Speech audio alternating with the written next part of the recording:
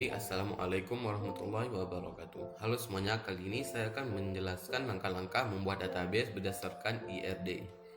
Ya, kali ini kita selain membuat database-nya, saya akan melakukan perintah-perintah dasar MySQL seperti insert, select, delete, dan update. Untuk membuat tabel database, tentunya kita harus membuat database-nya terlebih dahulu dengan menggunakan perintah create database dan use database agar database yang sudah dibuat dapat digunakan. Selanjutnya kita masuk ke proses pembuatan tabel. Ada 4 tabel yang dibuat sesuai dengan ERD yang ada. Ada tabel penjual, pembeli, dan tabel barang. Mengapa? Karena entitas-entitas ini memiliki atribut numeriknya masing sendiri sehingga dapat dibentuk menjadi tabel masing-masing. Dan ada satu tabel tambahan yang dapat dibuat. Mengapa? Karena terjadi relasi many to many antara entitas barang dan entitas pembeli, sehingga butuh tabel bantuan, yakni tabel pembelian. Dan tabel ini memiliki atributnya sendiri, yakni ID pembelian. Oke, kita langsung masuk ke proses pembuatan tabelnya. Ada tabel penjual. Yang pertama ada tabel penjual. Karena pada ERD tabel ini memiliki atribut ID penjual sebagai primary key-nya, nama penjual, email, nomor telepon, dan alamat. Untuk cara pembuatannya seperti ini. Create table penjual, nama fieldnya ini ID penjual, tipe datanya, dan selanjutnya nama penjual, tipe datanya, dan dilakukan semuanya, semua atributnya dimasukkan ke dalam create table ini. Dan untuk hasilnya seperti ini. Begitu juga selanjutnya pada tabel barang. Tabel barang memiliki beberapa atribut sebagai ID barang yang menjadi primary key-nya, nama barang, harga, stok, dan ID penjual menjadi foreign key. Mengapa ada ID penjual? Karena pada tabel barang sendiri terjadi relasi antara entitas barang dan entitas penjual.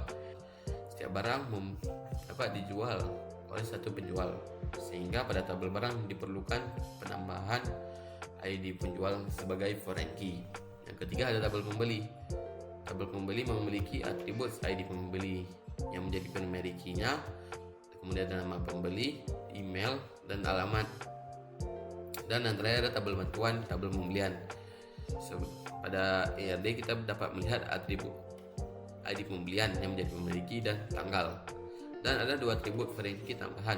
Mengapa? Karena tabel pembelian merupakan tabel tambah bantuan antara entitas. Nah, relasi antara entitas, ini ada ID barang dari tabel barang yang menjadi foreign key pada tabel ini, dan ID pembeli yang dari tabel pembeli yang menjadi foreign key pada tabel ini. Seperti ini caranya.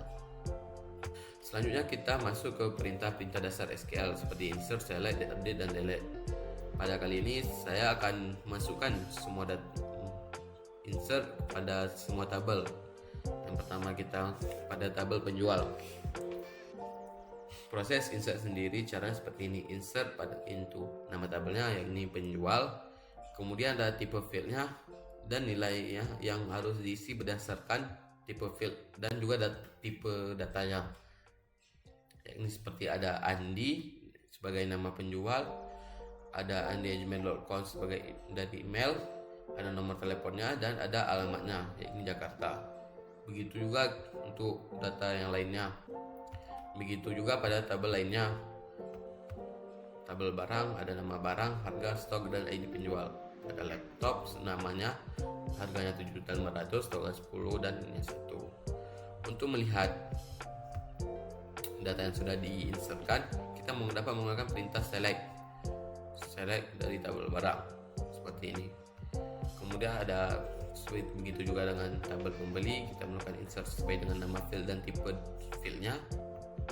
Seperti ini, dapat menggunakan perintah select agar dapat dilihat nilai yang sudah kita input. Untuk perintah dasar yang kedua itu ada select. Select yang seperti yang kita tahu itu digunakan untuk mengambil data dari tabel tanpa mengubahnya. Selain perintah select seperti ini, kita juga dapat memodifikasinya agar dapat lebih spesifik untuk data yang ingin kita tampilkan. Yang pertama itu ada seperti ketika kita ingin menampilkan hanya pada field yang diinginkan. Contoh select nama fieldnya nama barang, ada harga dari tabelnya, jadi tabel barang. Nah, seperti ini hanya akan menampilkan nilai dari field yang diinginkan. Yang kedua, menggunakan perintah select dengan menggunakan where agar sesuai dengan kondisi atau syarat yang diinginkan. Ya, contohnya seperti ini, kita menginginkan data dari tabel barang di mana stoknya di bawah 20, yakni ada laptop dan monitor, stoknya di bawah 20. Yang ketiga ada perintah select menggunakan operator AND, yang dimana perintah ini kedua syarat yang diberikan harus bernilai true. Contohnya select dari tabel barang di mana harga harus lebih dari 500.000 dan stok harus lebih 10. Ya, itu ada monitor karena memiliki harga di 500.000 dan stok lebih dari 10, dan kedua syaratnya bernilai true. Selanjutnya ada or, di mana syarat atau kondisi yang diberikan harus salah satunya bernilai true. Contoh select dari tabel barang di mana harga harus di bawah 500.000 dan stok harus di bawah 15. Dapat dilihat di sini ada laptop, padahal harganya sudah lebih dari 500.000. Akan tapi karena stoknya masih di bawah 15 dan karena salah satu syarat atau kondisi yang bernilai true, maka laptop ditampilkan. Begitu juga dengan mouse, karena harganya masih 150.000 di bawah 500.000 tapi stoknya lebih dari 15, karena salah satunya benar maka ditampilkan juga. Yang kelima ada operasi select menggunakan between. Ya, contohnya seperti ini, select dari tabel barang di mana harga between atau range dari 200.000 sampai dengan 2 juta. Ada keyboard, monitor, dan headset. Yang keenam ada menggunakan perintah select menggunakan like. Contohnya seperti ini, select dari tabel penjual di mana nama penjual memiliki huruf A. Ada Andi, Citra, Dina, dan Eka. Oke, untuk perintah dasar yang ketiga ada update. Update itu merupakan perintah yang digunakan untuk mengubah atau memperbarui data. Contohnya seperti ini, kita melakukan proses update harga barang dari dimana nama barangnya laptop. Dapat dilihat sebelumnya laptop itu harganya 7.500.000, tapi setelah proses update menjadi 8 juta. Dan yang terakhir ada proses perintah delete.